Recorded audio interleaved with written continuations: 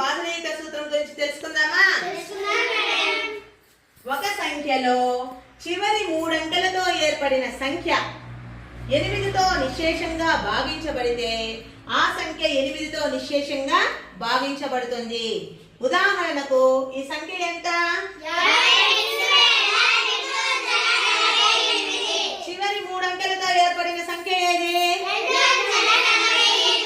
దీన్ని 8తో భాగారం చేయాలి. చూద్దాం.